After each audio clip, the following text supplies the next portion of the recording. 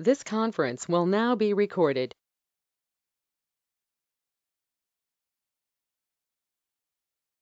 You're muted, Anna. Like it's my first time doing this.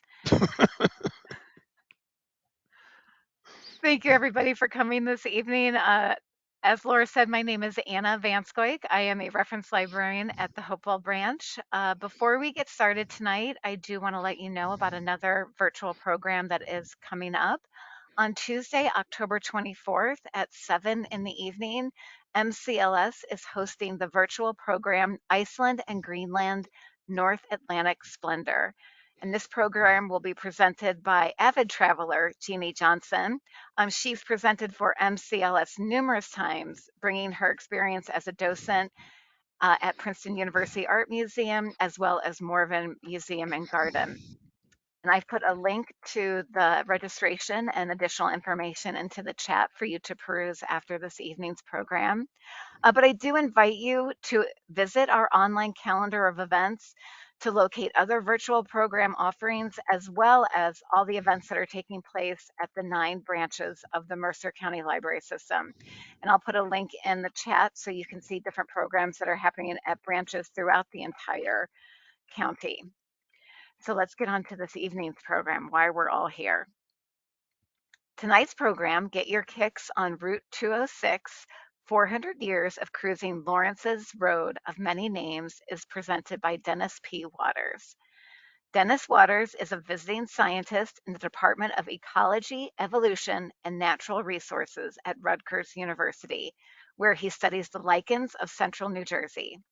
He received a PhD in advanced technology from the Watson Engineering School of Binghamton University. His book, Behavior and Culture in One Dimension: Sequences, Affordances, and the Evolution of Complexity, was published by Routledge in 2021. He is a Mercer County Library Commissioner, as well as the former Lawrence Township historian. So without further ado, I pass it off to you, Dennis. Thank you. And thank you, Anna. And hello, everyone. Glad to see you this evening. And thank you very much, as always, to the crack production team for the Mercer County Library System who bring these things to you. So you've seen the name of this thing, Get Your Kicks on Route 206. And so here, if I can get this to, there we go. Here is our subject. This is US 206, a federal highway that exists almost entirely within the state of New Jersey from a point just over the Pennsylvania border at Milford by the Delaware River all the way down to Hamilton in the New Jersey Pine Barrens. So it's a total of 130 miles, and as US numbered highways goes, there's really not that much to it. But our interest is in the 7 miles that traverses Lawrence from the border with Princeton to the border of the city of Trenton down here. And throughout the discussion this evening, for the sake of convenience and to avoid confusion, I plan to call this road 206. In the title, I call 206 our road of many names, which is one of the many reasons I will stick with 206. Now, the question of what to call this road is nothing new. This newspaper article from the Trenton Times from 1955 highlights the confusion. Is it Lawrenceville Road? Is it Lawrence Road? Now, for the most part, Google Maps calls it Lawrenceville Road, but Waze, which is owned by Google, calls the same stretch Lawrence Road. And if you look at Bing Maps close to the Princeton border, you also see Old Post Road. Now, here is the official Lawrence Township street map. Here we pick up Main Street, which is also 206 through Lawrenceville Village. And then north of the village, it's the Trenton-Princeton Road. Now, the Mercer County Planning Department has a land map. And this is the area north of the village. It shows Lawrenceville-Princeton Road on one side of the street, but on the other side of the street, all the addresses are shown on Lawrence Road. So go figure. And finally, if we check in with the New Jersey Department of Transportation, this is a very complicated thing, but don't worry about it. This is what they call a straight line diagram, which is the way they display a lot of information on a segment of road. Now we're at the south end of town, and we pick up the Disabled American Veterans Highway and also a reference to Brunswick Avenue. Now, as 206 travels through South Lawrence and North Trenton, it does something peculiar. The southbound traffic and the northbound traffic travel on different roads. So here we see the northbound traffic traveling on Brunswick Avenue, but we know that the southbound traffic crosses into Trenton on Princeton Avenue by the farmers market. So, in case you have not been keeping count, here is what we have so far.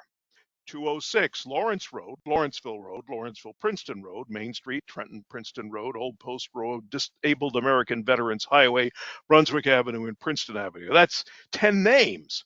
And that's just current usage. As we head back in time, it will only get worse. So let's do that. So for our discussion this evening, I've divided the history of Route 206 into 7 time periods. The first takes us into the colonial years until the time of the American Revolution. Now, you may or may not believe that geography is destiny, but in the case of Route 206, I think you have a fairly strong argument. So this is a geologic map of New Jersey. This line here that you can see is called the fall line, and it marks the boundary between the low and relatively flat intercoastal plain and the higher elevations of the Piedmont to the north and west. And when the fall line crosses the Delaware River, it's called the Falls of the Delaware, which is at the river's head of navigation and, of course, the location of Trenton. Historically, the route of what we call 206 more or less followed the fall line from New Brunswick to Trenton. North and east of Princeton, the old route continues along what is today New Jersey 27. There are good reasons for this historically. First, for Native Americans, the higher elevations meant easier travel. As the colony developed, the fall line became an excellent location for mills driven by water power, and mills drove settlement. This evening's discussion concerns this historic route connecting New Brunswick with Trenton. Today's section of 206 north of Princeton is not historically relevant. So, if we turn our attention to pre-colonial days, this map shows what are thought to be the major paths traveled by Native Americans in New Jersey. And this one right here, called the Assunpink Trail, is the precursor to today's 206. It's another name, although there's really no evidence that Lenape Indians actually called this path the Assunpink Trail. This name seems to have been invented in the 20th century by historians. But we do know that the trail terminated at one of the 3 largest Lenape settlements in New Jersey, and that settlement was around the site of the Abbott Farm National Historic Landmark in what is now known as the Abbott Marshlands, where 295 and 195 meet east of Trenton. Here we see archaeologists from the New Jersey State Museum doing their excavation work at the Abbott farmstead in the 1930s. At this site, there's extensive evidence of 10,000 years of continuous Paleo-Indian habitation, so it should not be surprising that there was a well-worn path leading here. The earliest European explorers in this part of New Jersey were Dutch fur traders who arrived in the early 1600s. Toward the end of the 17th century, once the Dutch had been thrown out and New Jersey was safely in English hands, there were references to this path as the Old Dutch Trail. So there's another name for you. Before we move on, I'd like to call your attention to the path down here marked LT for Lower Trail. This path headed to Burlington, and much as today's 206 follows the Assunpink Trail, so today Route 130 more or less follows the Lower Trail, and we'll revisit these 2 trails and the competition between them in a little bit. That early colonial roads usually followed the paths used by Native Americans is very well established. Why reinvent the wheel? But the Native American paths were, shall we say, circuitous. They twisted and turned and zigged and zagged. If the Lenape had a choice, between shorter and steeper or longer and flatter, they always chose longer and flatter. They did not like their trails to climb hills. So, what kind of trails are we talking about? One of the earliest written accounts came from two Dutchmen, Jasper Donkers and Peter Slyter, who traveled from New York as far south as Virginia and back in the years 1679 to 1680.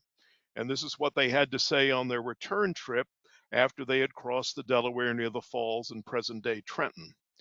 We left the falls about 2 o'clock, following the ordinary path, which is the same for men and horses, and is grown up on both sides with bushes, which wore our breeches, stockings, and shoes as much as all the woods in Maryland together. The road runs from here east northeast. So you can tell already that this is a very narrow path, probably a single file. Now, 15 years earlier in 1665, the East Jersey proprietors had authorized creation of a road from Elizabeth south to the Raritan River, and the Pennsylvania Assembly had authorized a road from Philadelphia north to Morrisville on the Delaware. So by the time Donkers and Slyter made their journey, there were ferries running from Morrisville to Trenton across the Delaware and across the Raritan in New Brunswick. But from their account, it appears that what connected New Brunswick and Trenton at that time was not much more than a footpath that could accommodate travelers moving in single file, much as the Lenape had moved for many centuries. And in those days, travelers were almost always accompanied by Indian guides because the path was not well marked. But these footpaths eventually became bridle paths, and the bridle paths eventually became wagon roads. All of this organically through use rather than through planned improvements. One of the earliest maps showing the road from New Brunswick to Trenton is this one, based on John Warledge's survey of East and West Jersey made in 1696. You can take a minute to orient yourself here because on this map, north is actually to the right. Now you see here the road running from York to the Delaware Falls. That's this road right here. Note at the New Brunswick end, there's a name of John Inyon. John Inyon was the operator of the ferry across the Raritan River. In 1686, a few years after Donkers and Slyter made their journey, Inyon reported that he had built a road to the falls of the Delaware at considerable expense, and that in so doing had shortened the route by a distance of about 6 miles. So over the next 3 centuries, this will be one of the constant themes of our Route 206. Every time someone tinkered with it, it became shorter, straighter, and flatter. This map, published in London in 1776, shows the entire eastern seaboard, and I like it because it clearly shows the two roads that competed for the cross-Jersey traffic during the 18th century. Our 206, in red here, sometimes called the Upper Road, there's another name, and then down here in blue is the Lower Road. Now, what were the relative pros and cons of these two roads? The great advantages of 206 were geographic. It was shorter, generally stayed on higher ground, and the ferry crossings at each end were also shorter. The great advantage of the lower road, however, was political. You may recall that in colonial times, East Jersey had its capital at Perth Amboy, and West Jersey had its capital at Burlington. So the lower road connected what were politically the two most important cities in the Jerseys. In the early years of the 18th century, the lower road was definitely in favor. In 1704, the provincial legislature passed a Public Highways Act that did not even mention the upper road, only the lower road. And it was not until 1717 that the Highway Act was revised and finally described the upper road as a major road. The first arena of competition between the upper and lower roads was in providing stage service for passengers traveling between New York and Philadelphia. We know that by the late 1720s, there were stages running regularly on the lower road. The first known stage line on 206 went into service in 1738. It ran between Trenton and New Brunswick twice per week during the summer. This ad shows the way the basic infrastructure worked in as of about 1750. Traveling from south to north, you would leave Philadelphia by stage, cross the Delaware River on a ferry, pick up a second stage to the Raritan River, cross by ferry, pick up a third stage to Elizabeth, and then cross by ferry to New York. And it's useful to remember what a stage was in those days. Today we think of the Wells Fargo style stagecoach from TV westerns, but in colonial days, the conveyance was a stage wagon with unpadded planks for seats, no springs, and passengers packed in like sardines. As the roads gradually improved and passenger volume grew, the time needed to make the trip kept shrinking. New York to Philadelphia was a 3-day journey in the first half of the 18th century, but in 1783, after the American Revolution, a stage operator advertised that he could get you from Newark to Philly in 1 day. This required 4 shifts of horses. Along the King's Highway, oops, it's another name, between New Brunswick and Trenton, Princeton became the primary transfer point where passengers and cargo would be moved from wagon to wagon. As a result, Princeton was home to a thriving tavern industry, providing food, drink, and lodging to travelers. Lawrence, then Maidenhead, had its share of taverns too, but very little overnight business compared with Princeton and Trenton. It'll be useful to touch on a couple of points regarding the early days of our town and this road called the Maidenhead Road back then. There's another name. And this is on the township's historic land map, the southern section of the map. And here is the road.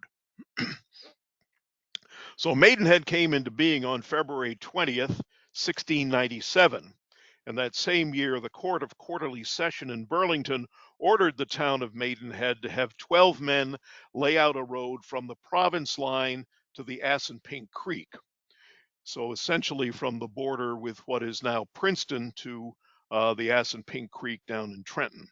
This was the first official mention of the road in public records. The instructions were that the road was to begin at York's Old Road, probably a reference to the road that John Inyon had laid out 10 years earlier. The road, such as it was completed in 1698.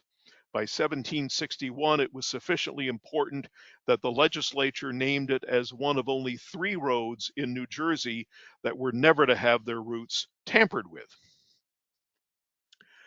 So this might be a good point to stop and review the names of 206 in the 18th century. We've been calling it the Upper Road or the King's Highway, but it was also known as the Great Road. There's actually some controversy among New Jersey historians on the meaning of King's Highway. I won't burden you with the details, but the question is whether King's Highway is the name of a specific road or the description of a certain kind of road, sort of like interstate. We think of an interstate as being a kind of highway, but if you say, I'm going to take the interstate, chances are you're referring to a specific road like 295. So was 206 a King's Highway or the King's Highway? I'll let you sleep on that. In any event, a colonial law in 1761 also called 206 a 6-rod road. Now, I'm sure you remember how long a rod is, but in case it slipped your mind, a rod is 16½ feet. So 6 rods is 99 feet. That's a very wide road. 206 itself has never been that wide, but it was granted a 99-foot right-of-way, and that is a fact that will reappear again a couple of centuries later. For most of the 18th century, 206 and the Lower Road continued to compete for business of New York to Philadelphia travelers. But travel was not the only arena in which they competed. In 1692, the Lower Road was established as a post road for mail delivery, and for 40 years it remained the primary post road across the Jerseys. Finally, in 1734, 206 was used for postal traffic as well. And 3 years after that, a new postmaster was appointed in Philadelphia. And by 1753, Ben Franklin had been named Postmaster General of the colonies. And he began to take a great interest in the post roads. His description of conditions along the Lower Road helps to explain why the post road was moved to the upper road. Here's what Franklin said in a letter. The old road from Burlington to Amboy was for 50 miles chiefly a heavy loose sand, very fatiguing to the horses, that being through a barren country it was not well inhabited, nor the inns well supplied with provisions, that being less traveled than formerly, there was not the same care taken to provide suitable accommodations for travelers.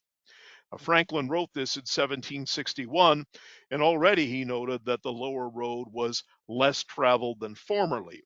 The pendulum was beginning to swing in the direction of 206.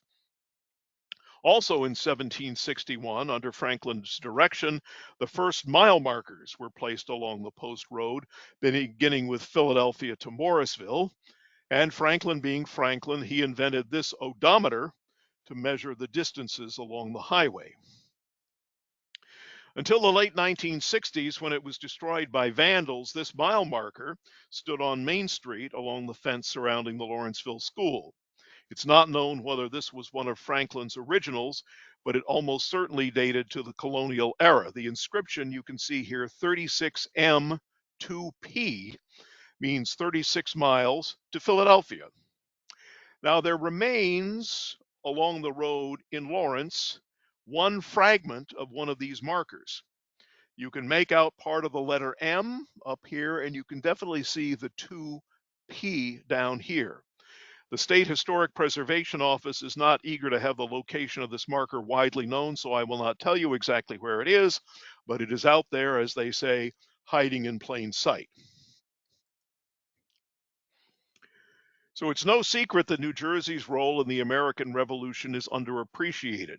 To begin to remedy this oversight in 2006, Congress created the Crossroads of the American Revolution National Heritage Area. And if New Jersey is the crossroads, then I think you could make a case that our stretch of 206 is the crossroads of the crossroads.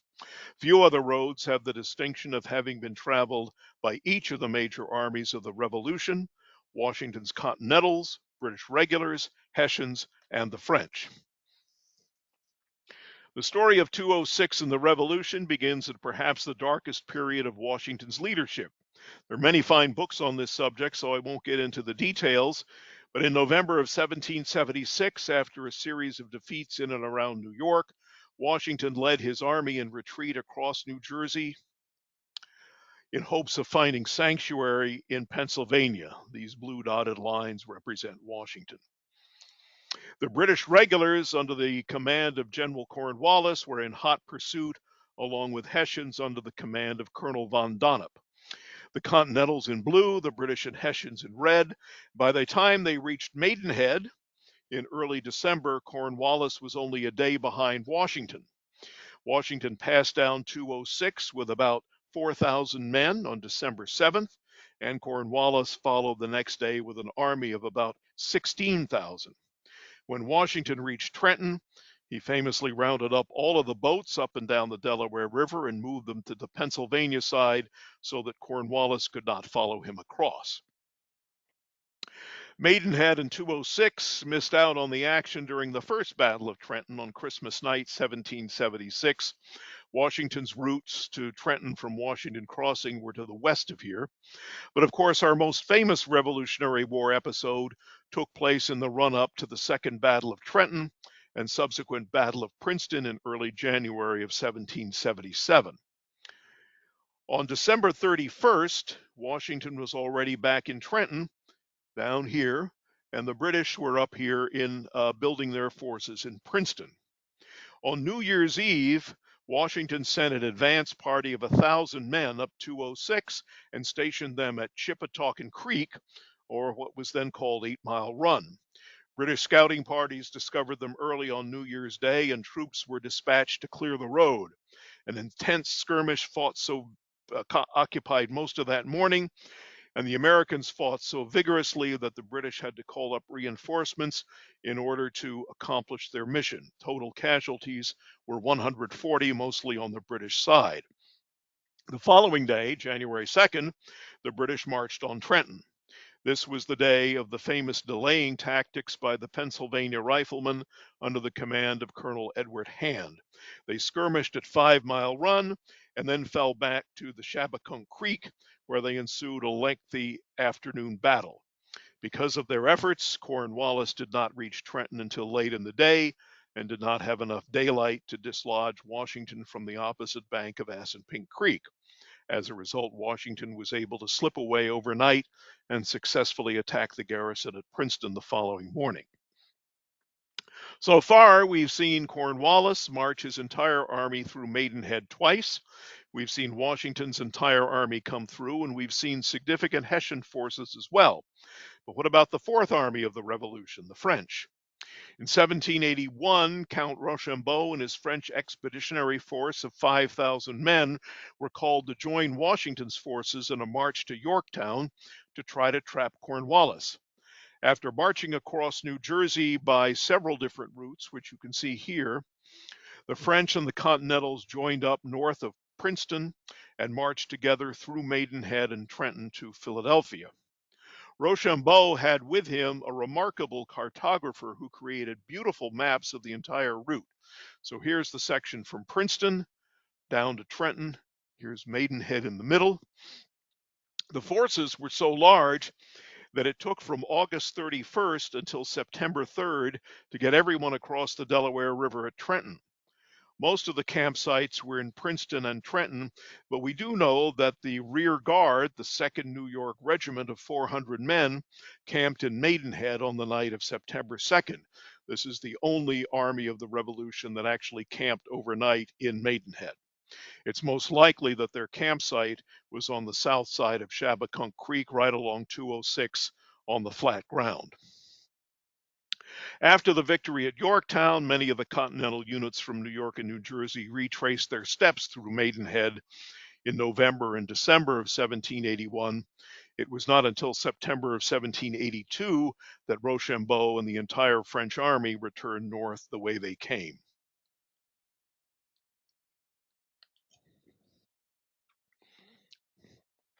With the end of the war and the return of commerce and unrestricted travel, Route 206 entered one of its busiest and most prominent periods.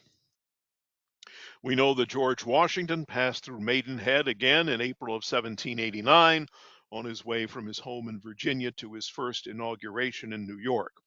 But even beyond Washington, I think it's fair to say that for a period of about 50 years in the late 18th and early 19th century, anyone who traveled between New York and Philadelphia passed through Maidenhead along today's 206. We may not have all the specific incidences, but the odds are good that most of the founding fathers were among them. We've seen over the course of the 18th century the competition between the upper and lower roads gradually shifting in favor of the upper, and that deal was pretty well sealed at the end of the century. In 1790, the New Jersey legislature approved a plan to build a bridge across the Raritan River at New Brunswick, and that bridge was completed in 1795. Then in 1798, a 1,000-foot bridge across the Delaware at Trenton was approved. This was completed in 1806 and remained in service until 1876. So with bridges anchoring the river crossings at each end, the Trenton to New Brunswick route became the ultimate winner. By the early 19th century, the new republic had its first road atlases. In 1804, Moore and Jones published this book of detailed maps and descriptions of the trip between Philadelphia and New York. You can see our little section of it here with Trenton and today's 206 traveling up this way through Maidenhead. Here's the crossing at Stony Brook going toward Princeton. So they began to have really detailed maps at this time. However, starting in the 1800s, the 50-year supremacy of Route 206 as a thoroughfare between New York and Philly faced three new challenges. America was about to undergo a transportation revolution, and the role of roads would never be the same. The first of these challenges was the turnpike, the toll road, with improvements and maintenance supported directly by its users. The turnpike with the greatest impact on Route 206 was chartered in 1804 as the Trenton, New Brunswick Strait Turnpike Company. This, of course, is today's Brunswick Pike, Route 1. And you can see how straight it was compared to our 206 going up through Maidenhead and Princeton. In 1808, the first stage lines began using the Trenton, New Brunswick Turnpike, and almost immediately, all of the through traffic moved over from 206 to the new turnpike. A fun fact, with the War of 1812, the turnpike became congested as the British blockade of the U.S. coast forced all shipments between New York and Philadelphia to travel overland instead of by ship. It was so congested, in fact, that in 1813, the New Jersey legislature passed a law requiring carriages to keep to the right, and we still do that. The second major challenge for 206 was the railroad.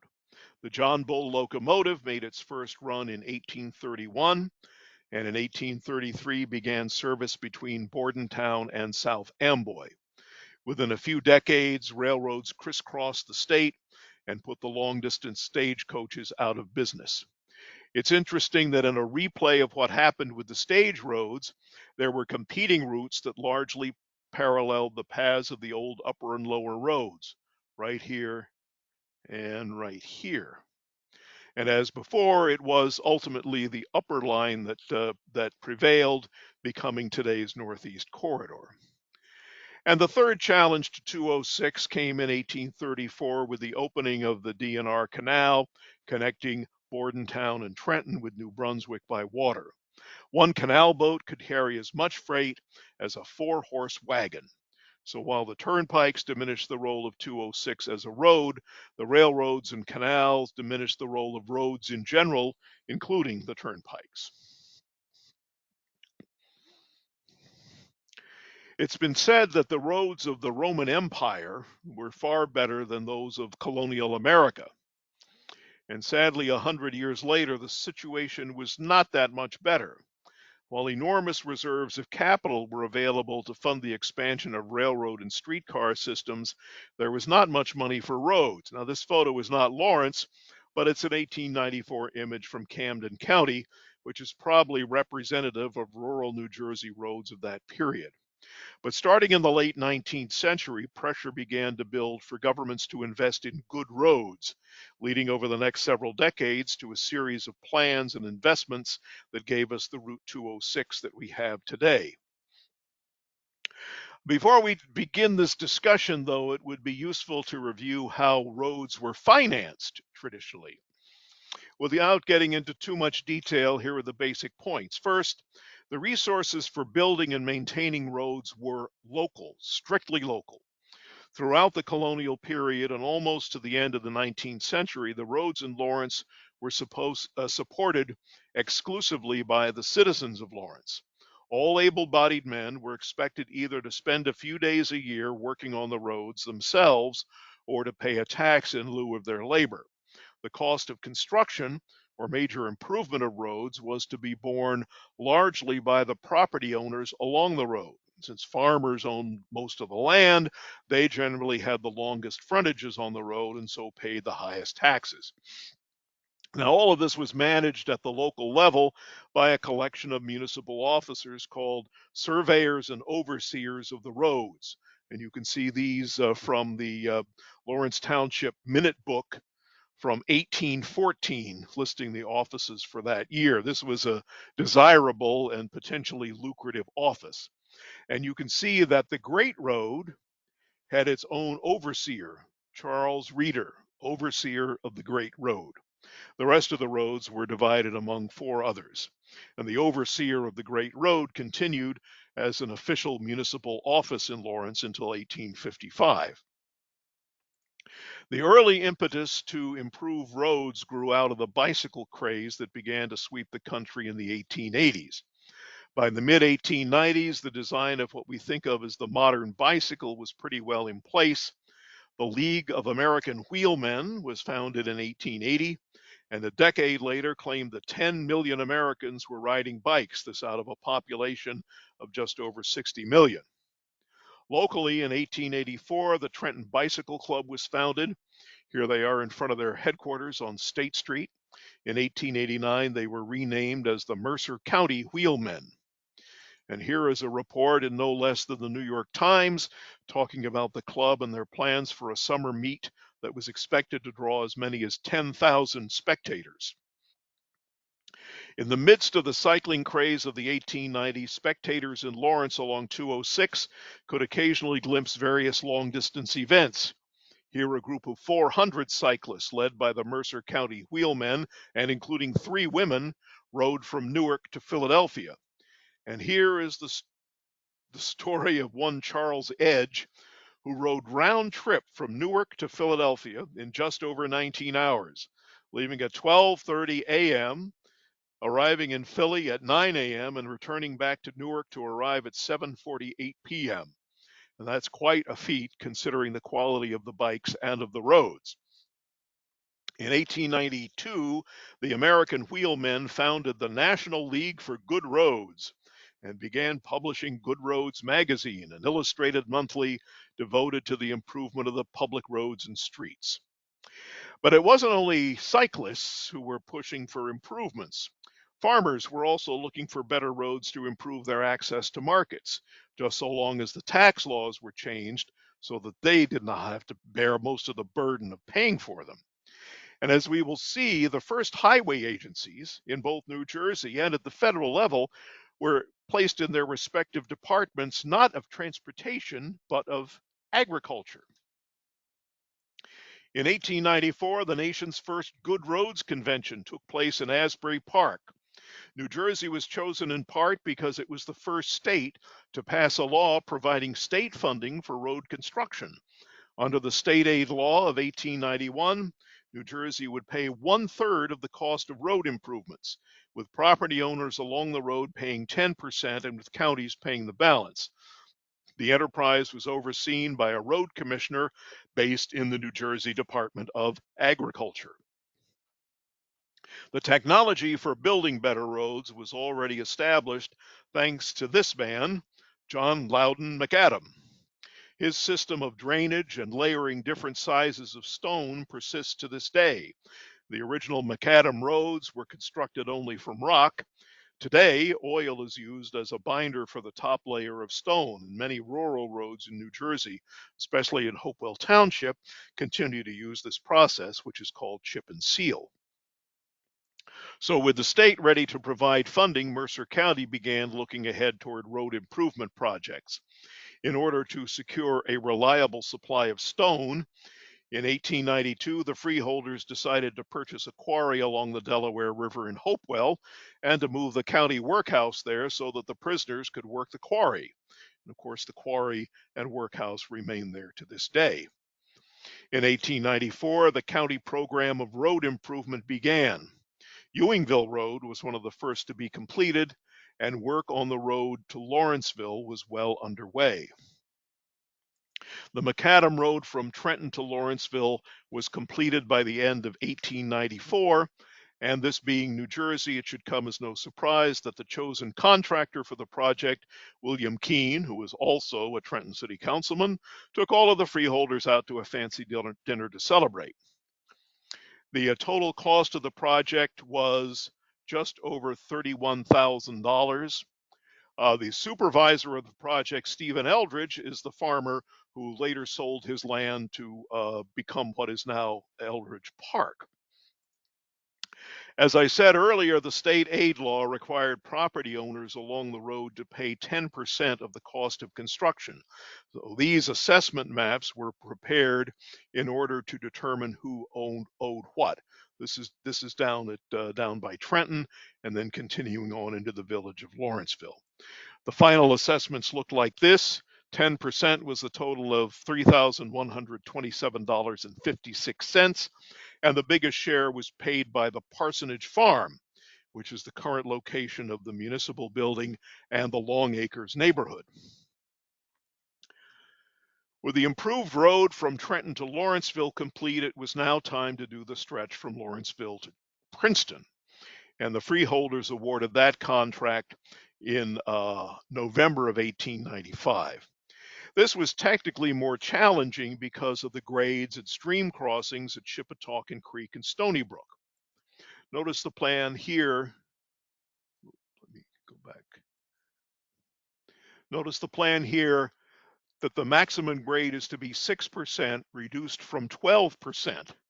Now, it's hard to imagine a 12% grade on 206, but it existed before they did this, and the urge again to flatten and straighten and shorten persisted. Part of the project included a new bridge across Shippetoken Creek at the site of what we now call the Fackler Road Bridge. The previous stone bridge had been built in 1821. This is a likeness of the 1821 bridge as drawn by a woman who lived right there in the William Phillips Tavern. In 1896, the stone bridge was replaced with what is known in the trade as a Pratt Pony Truss Bridge. The 1896 bridge with its wooden deck continued to function for more than 100 years, but after decades of getting banged up in collisions, it finally was irretrievably damaged by an out-of-control truck and replaced by the current bridge in 2003. Now, you may be asking yourself why Mercer County decided to improve 206 rather than Princeton Pike or the Brunswick Pike. The answer is that in the 1890s, both of these toll roads were still in private hands, owned by the Pennsylvania Railroad. So 206 was the only publicly owned option. By the turn of the century, 206 was part of a statewide network of 300 miles of improved roads, and New Jersey, don't laugh, New Jersey was the envy of the nation and a leader in the financing and planning of road improvements.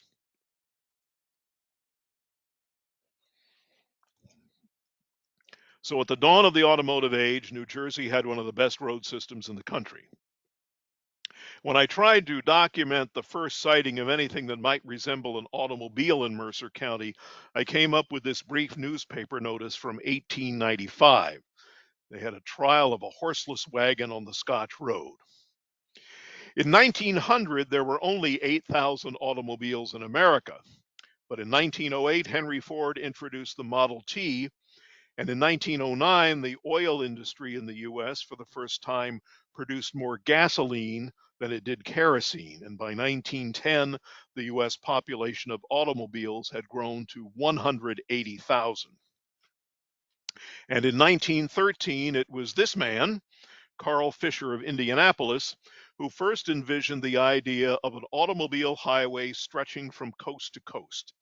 Fisher's idea was to tie together existing roads and build new ones where needed so that one could drive an automobile from New York to San Francisco.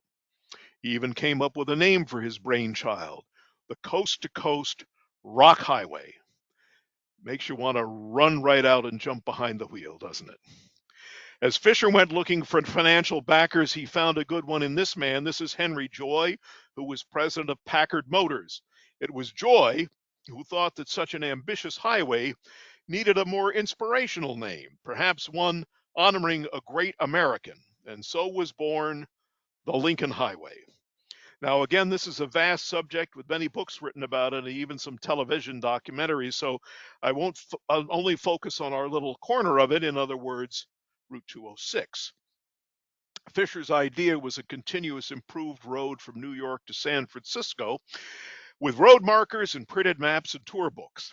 The eastern half of the U.S. was relatively easy because most of the roads were already in place and in pretty good shape. It was just a matter of adding road markers. For the first leg, the best way to get from New York to Philadelphia before heading west was along the best road, which was 206. A Trenton businessman called Horace Fine was appointed as the Lincoln Highway's consul for New Jersey. It was his job to make the local arrangements with towns for placements of signs and so forth. Fine ran a metal stamping business and was an early manufacturer of license plates. Another fun fact, in the early days of automobiles, the owner was responsible for having the license plate made. You did not get it from the state. And sure enough, in 1916, when the first official road guide to the Lincoln Highway was published, there was Lawrenceville, 57 miles down and 3,274 to go. Unfortunately, there are no physical artifacts of the Lincoln Highway to be found in Lawrence, but we do have one interesting photograph.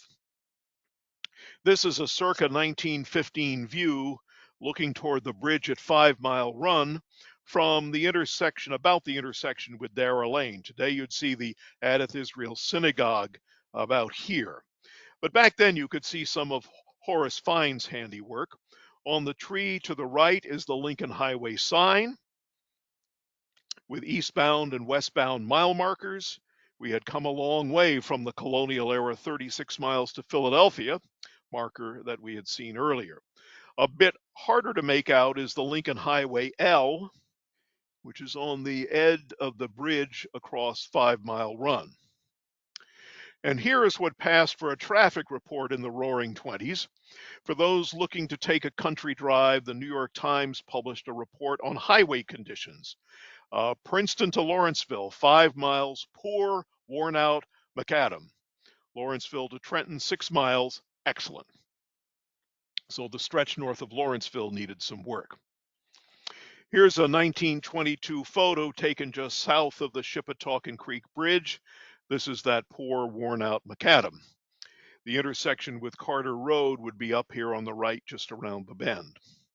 The Lincoln Highway as an entity ceased operation in 1927, a victim of its own success. By highlighting the need to improve and organize roads for long-distance automobile travel, the Lincoln Highway finally spurred the federal government to take action. And it was the scope of the federal government's response that eventually made the Lincoln Highway unnecessary. An interesting footnote to the Lincoln Highway story: despite being asked repeatedly, Henry Ford always refused to support the Lincoln Highway. It was his view that government should pay for roads and not private coalitions. The Lincoln Highway was a catalyst.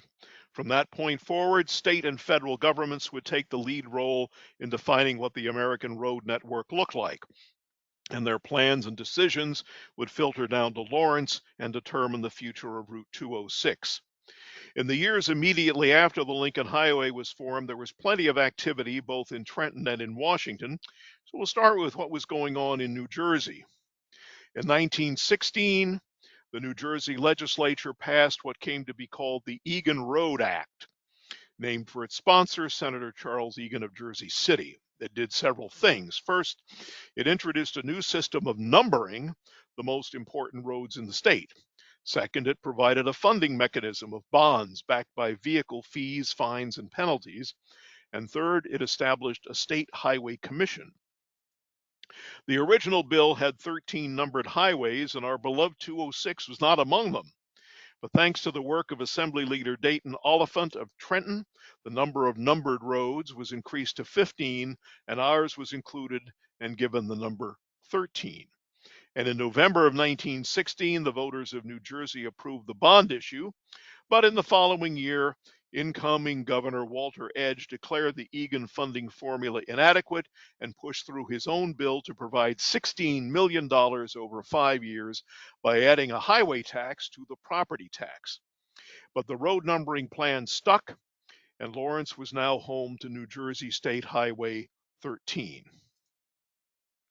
This is part of the official New Jersey State Highway Commission map for 1924, and there we have Highway 13. A note that down here, the Brunswick Pike was not numbered at that time. As we turn our attention to Washington, we also need to rewind the clock back to 1893. This is when Congress appropriated $10,000 to open what it called the Office of Road Inquiry in the U.S. Department of Agriculture. And this story has a couple of New Jersey threads. To head this agency, President Grover Cleveland, a Jersey guy, appointed this man, General Roy Stone, who was an officer of the National League for Good Roads. Stone lived part of the year in Mendham and is thought to be the original author of the 1891 New Jersey State Road Aid Bill. He and those who followed were successful advocates for road improvement within the federal government. But the real political muscle in Washington did not come from New Jersey, it came from Alabama. This is Senator John Hollis Bankhead, patriarch of an impressive family. His son, John Jr., was also a U.S. Senator, and his other son, William Bankhead, eventually became Speaker of the House. And then there was his granddaughter, Tallulah Bankhead. In 1903, Bankhead was elected president of the U.S. Good Roads Association and managed to give the Office of Road Inquiry more money and more authority. He argued that better roads would save the government money by making mail delivery more efficient. After many years of introducing bills only to see them die in committee, in 1916 his decades of advocacy finally paid off when Congress passed and President Woodrow Wilson, another Jersey guy, signed the Federal Highway Act, providing $75 million to be given to the states over a 5-year period. The Federal Highway Act of 1916 established the principle of federal funding for road construction. But with the advent of the First World War, the nation was too distracted to take full advantage of the money. In 1921, Warren Harding became the first president to travel to his inauguration in an automobile. And that same year, he and Congress implemented the Federal Highway Act, which provided even more money and established for the first time a national road system. In order to qualify for federal funds, each state needed to set aside 7% of its roads to be part of the national system.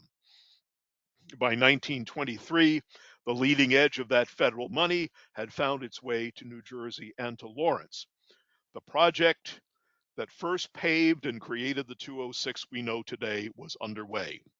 Now, we don't have any photos of the construction in Lawrence, but we do have this nearby image.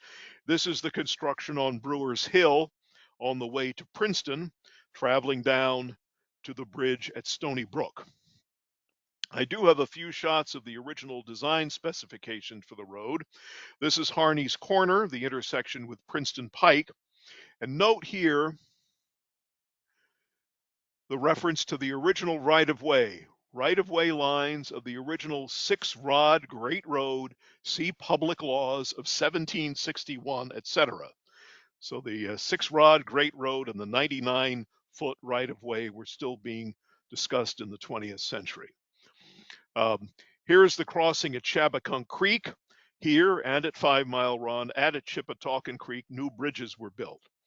Here's what the Shabakunk Bridge looked like in 1936. Today, guardrails obscure the inscription, but you can clearly make out the year 1924 on the Shabakunk Bridge. And here, almost as clearly, you can see the only remnant in town of State Highway 13.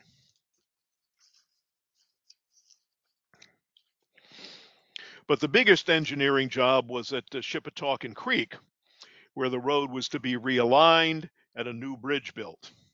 This is the old roadway across what we now call the Fackler Road Bridge, and this is the new high-level bridge up here. As always, the mission was to straighten, flatten, and shorten. To build the new bridge, however, required that the creek itself be moved into a new channel. Leaving this bend in place would have required a much longer bridge, so they straightened out the Shippetawkin as well. At 59 feet, this still turned out to be the longest bridge in Lawrence. This is the only image we have of the old alignment. Not the best quality, but it dates from about 1865. This is looking south toward Shippetawkin Creek from about in front of the Glencairn B&B. And here's an image of what the new bridge looked like in 1934. And this one, also from 1934, shows the original alignment still with its macadam surface. Now this shows Lawrenceville Village near the Presbyterian Church. In paving through the village, they paved from curb to curb with the extra cost picked up by the township, and they moved the trolley track from the side of the road, the east side of the road, to the center of the road. So here's a view looking up 206 with the trolley tracks in their new location. Now, you may recall that one of the requirements for any state receiving federal road money was that the state had to set aside 7% of its roads to be part of the national system. The national system went into effect in 1925, just as the reconstruction through Lawrence was completed. One of the federal requirements was that the old Lincoln Highway signs had to come down. The route of the Lincoln Highway through New Jersey was given a new federal highway number, which was US 1. Yes, for a brief period, a few years at most, US 1 came right through the center of Lawrence. This is a Gulf oil map from 1927 showing that. But our journey through the numbers is not over yet. By 1927, the 10-year-old state numbering system was getting unwieldy, so all the state roads were renumbered. Our state highway 13 became Highway 27, as you can see here. It retains this number today from Princeton to New Brunswick, but not in Lawrence. Also note that Brunswick Pike down here was given State Route 26. During much of the 1920s, Brunswick Pike was still macadam paved, but in subsequent years it became a concrete paved 4-lane road and the US 1 designation moved over there. At around the same time, US 206 came into being, following essentially the same route that it does today. From that point forward, the road through Lawrence was a dual designation of New Jersey 27 and US 206. This is a 1938 map distributed by ESSO. The last piece of what we would today recognize as the modern 206 came in 1930 with the creation of the Brunswick Circle to handle the increasing traffic of the Trenton-Lawrence border. So if you had driven 206 back in the 1930s, you would see a road laid out very much like the one we drive today, with one single large exception, which I will get to. We can take a quick tour of what 206 looked like in bygone years. This is 1936, looking north toward Shabakunk Creek. The former 7-Eleven, now a gun store, would be on about the left here. Continuing north, this image from 1937, entering the Eldridge Park neighborhood. This one year earlier, a little further north. This is Gedney Road on the right.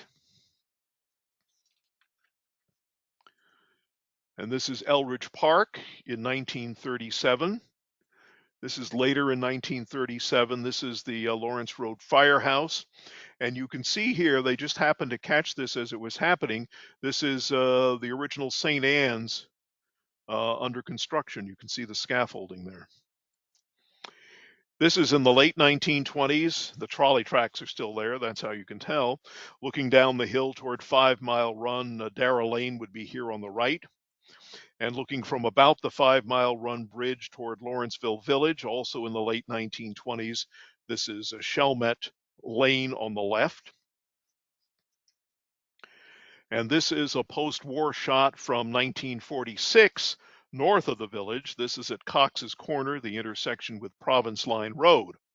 This is Province Line here, which was still a dirt road at that time.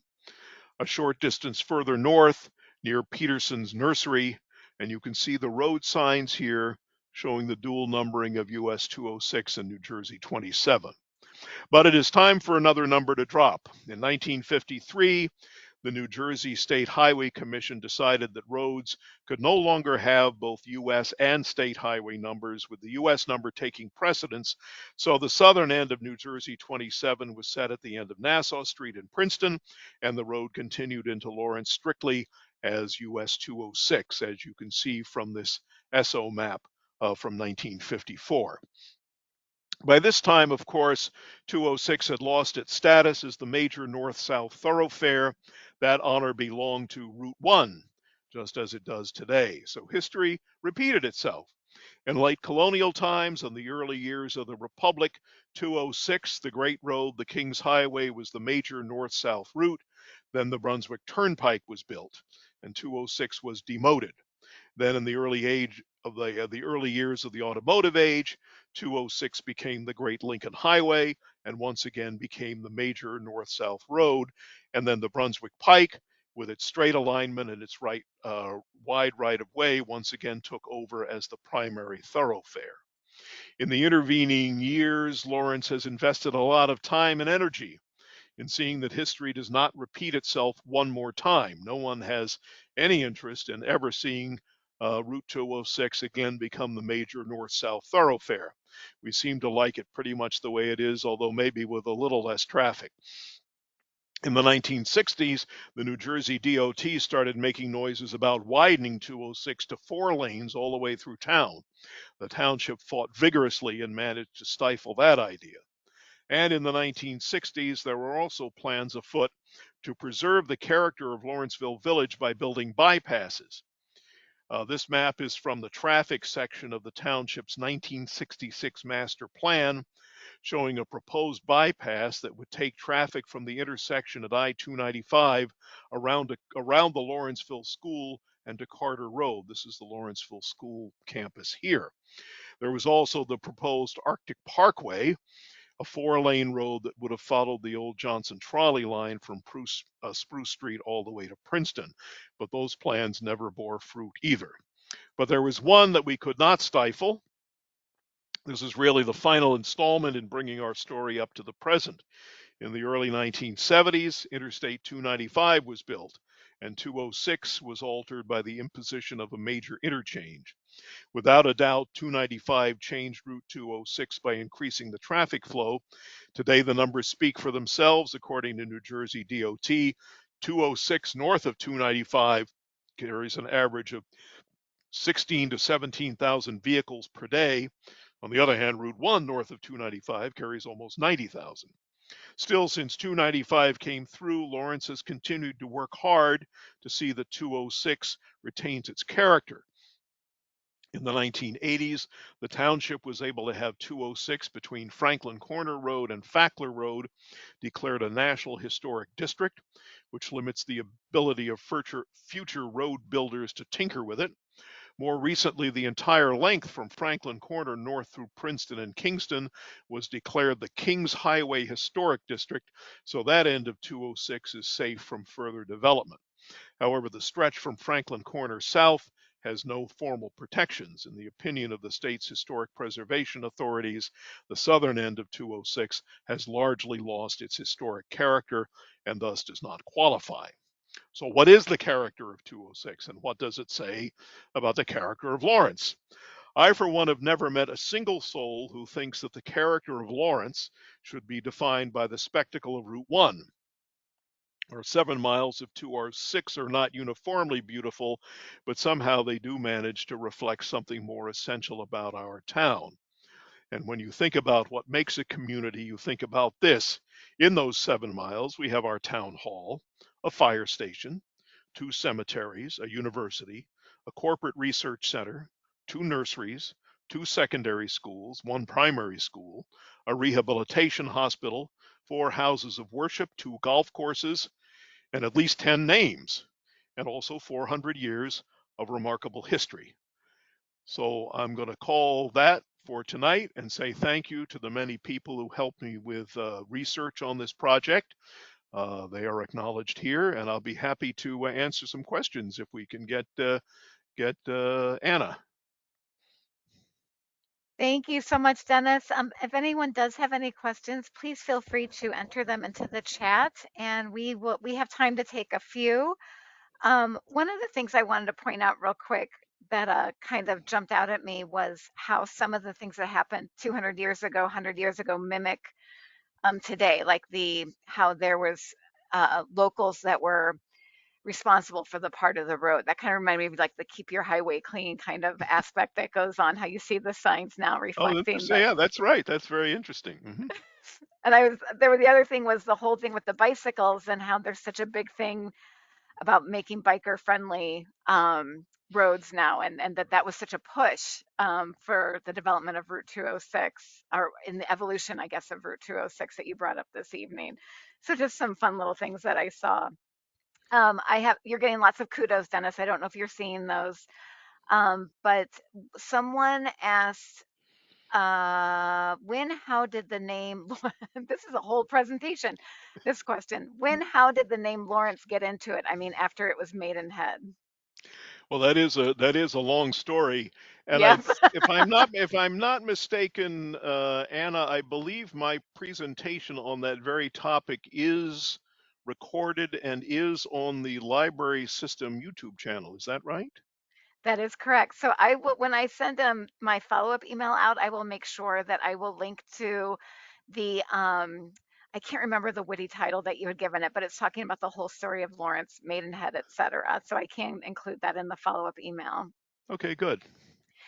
And then someone asked, wasn't 206 in the village section the location where a farmer lured two British dragoons to their deaths during the Revolution? Yes, that is a well-known Revolutionary War story, and yes, that did happen right along 206. And I have a question that was sent to me. What happened with the Lincoln Highway signs? Are there any that are still in There, museums there, or? there are, the Lincoln Highway is still in existence. But bits and pieces of it there's still stuff. I Right. mean, if you travel down 295 going toward Philadelphia, you see an exit sign for the Lincoln Highway. So it's still used in some states. The original Lincoln Highway signs are pretty much gone now. I want to say in the late 20s or maybe early 1930s, I think it may have been Boy Scouts or some group of that sort, some youth group, placed some markers um, at various points along the Lincoln Highway to commemorate it.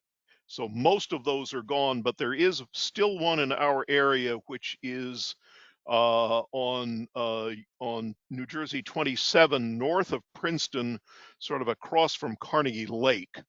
So there's a place where you can see one of those Lincoln Highway markers that was put in. Like I say, it was either in the late 20s or early 1930s.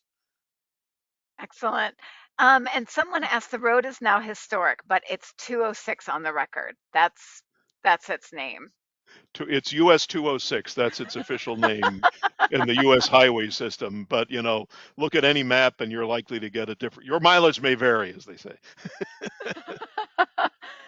And then someone asks, is it true that there was a tunnel under 206 between the Presbyterian Church and a pub that was used as part of the Underground Railroad? That is a long-standing, I think, has now been pretty well relegated to being a myth. There has been a lot of work done to try to locate this purported tunnel, including ground penetrating radar and a lot of other things, and no one has ever been able to discover it. So that may be a suburban legend. Okay. And someone asks, they noticed because you document your pictures so well that in your presentation that a lot of them were from the University of Michigan. Can you explain why? The University of Michigan Library hosts the archive of the Lincoln Highway. So all of the official photographs that were taken of the Lincoln Highway from across the entire country are at that library, and you can go there. I mean, you can go to the University of Michigan Library archive and look up the Lincoln Highway, and they have pictures from New York to San Francisco, as they say, of all different aspects of the highway and a lot of the people that were involved in it. Well, again, you are getting many, many thank yous. People are going to look at 206 or whatever name you want to call it in a whole new way. I do want to thank everyone for attending this evening. Dennis, thank you for, as always, for such an informative and engaging program. And I'd be remiss if I didn't thank Laura Narasic, who was behind the scenes, making sure that everything was running smoothly. And it did Everyone, run have a good night. smoothly. Thank you. Bye. Good night, everybody. Thank you so much, Dennis.